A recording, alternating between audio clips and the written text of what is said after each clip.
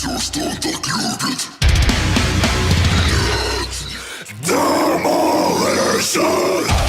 YouTube, what is up? How is everybody doing today? I hope your days are going good and your lives are going even better than that. We are going to be jumping into the band known as Impending Doom with their song called Murderer.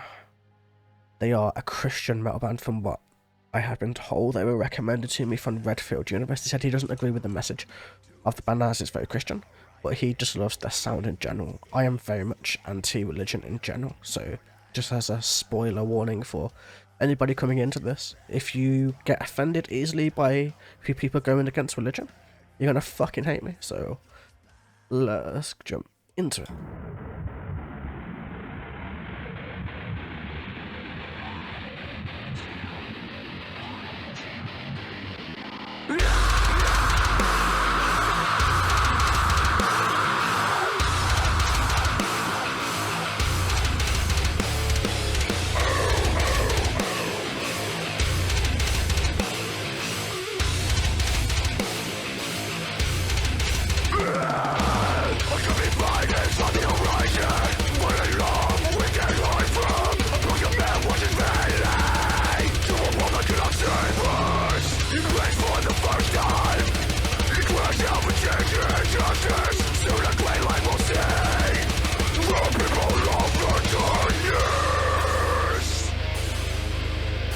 Like, it's not my normal solo music that I would listen to, but it's not bad sounding. It has very thrashy elements built into it. It's, is it groove metal? Is it kind of like Machine Head, in a sense? Like, is it that kind of style? I think so. It's something along those lines anyway, but still.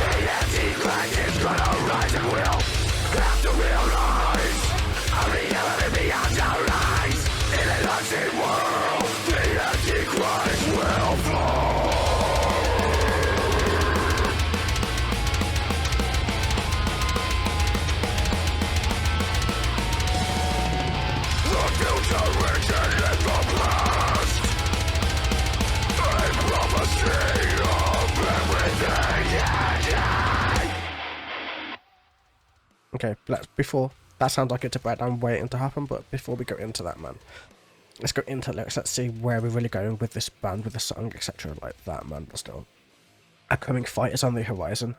Violent love we cannot hide from. A broken man watches vainly to a world that can never save us. So some kind of fight's coming on the horizon. There is a violent love we cannot hide from. Like, don't really get that specifically. Like I'm not the most well versed on the Bible. It's been a very long time since I've actually tried to read it, and honestly, it was filled with such violence that it was just not really anything you should really be reading. A broken man watches vainly. I know vanity is very much a sin, so a broken man watches vainly to a world that can never save us. Like, because the world has no religion in it, I'm assuming it can never save us. I'm kind of like kind of indoctrinating myself at this point, just kind of like, because I know that the band is Christian, I'm kind of putting that onto it without knowing it, if you know what I mean. But like, I don't know, like, it depends. He prays for the first time. He cries out for a change of justice. Soon a great light will see the people of the darkness, Why would you pray? Like, if you're in despair, because think of it this way. More people have died due to religion than they have from any world war, from any major war, from any major populace. Like, just think of the Crusades, for instance. The Crusades were one of those things that destroyed science, technology, everything else in the process of it happening. Praying is the very worst thing you could do in this situation, because it's like, pray to the people who, if they had their own way, if the very, very most fundamental, who believe exactly the word of the Bible, were to be put into power, the world would be torn apart from that. So I don't know, but still, we have to realize a reality beyond our eyes in an unseen world. That could literally mean anything. That wouldn't really have anything to do with religion as such, man. It's just like, there's lots of different ways. There's like, people believe in like the multiverse theory, which is like, you know, if you've watched the Marvel movies, that basically the multiverse theory is a part of that, but it's a very much a real concept. That there's like any number of simultaneous versions of ourselves, all in different parts of our lives. We're all doing different parts. We all took slightly different paths away from everything else, and all of that stuff. Redfield University said, I think it's referring to the stages of grief, especially the bargaining one, but they let the people interpret. Okay, yeah, that's completely fine. The Antichrist is going to rise, and we will have to realise a reality beyond our eyes. In an unseen world, the Antichrist will fall. So the Antichrist, I don't remember what it is. Is that like the the films back in the day called Damon, like how he's meant to be the Antichrist? Is it that kind of thing? Like when the Antichrist comes to the Earth is going to end. The people are going to like rise from their bodies and rise up to heaven and that type of shit. It's that, isn't it? It has to be. It's something like that anyway. But like I think that's what they mean. Like it's cool that it's not about like indoctrinating people, if you know what I mean. It's cool. It's trying to just like show a different view on what they specifically believe, because what they're trying to say is that they believe in the faith part of it, and they believe in the hope, and they believe in that part of it.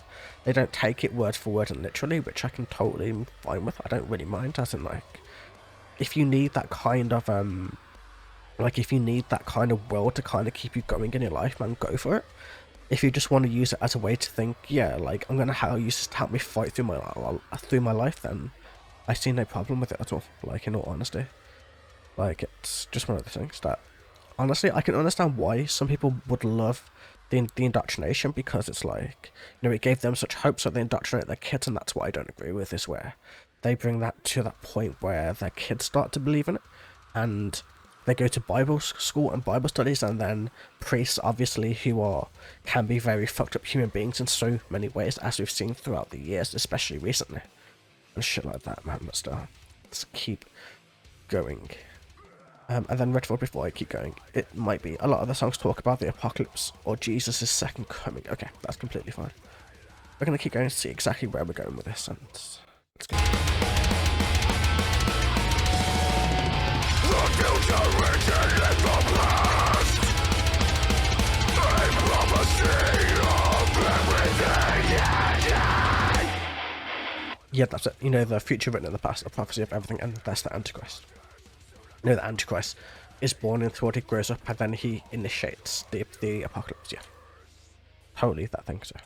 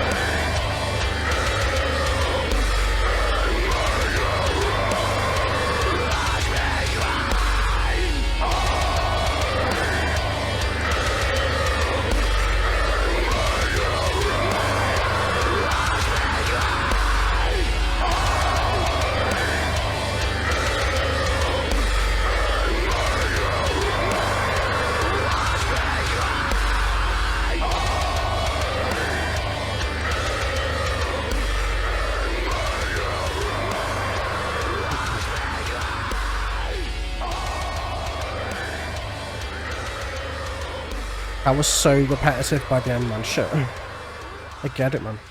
Shit. Okay. I love the dude's voice though. The dude's voice is actually really amazing. Let's just go with that, man. Fuck it. It doesn't really matter right now. Like, his voice is so sick, and like the message is so cool. It's like a heavier Machine Head, in my opinion. Like, it's, you know, like it's like Machine Head just with heavier vocals and heavier guitars and drums. Like, that's how I'm really seeing it right now. It's just one of those things. Like, I think the whole message that, you know, when the Antichrist is coming, that like evil will cost the world, like a murder really, like a murder paid it all, as in like, if you kill the Antichrist you save the world, but also you become a murderer in the process.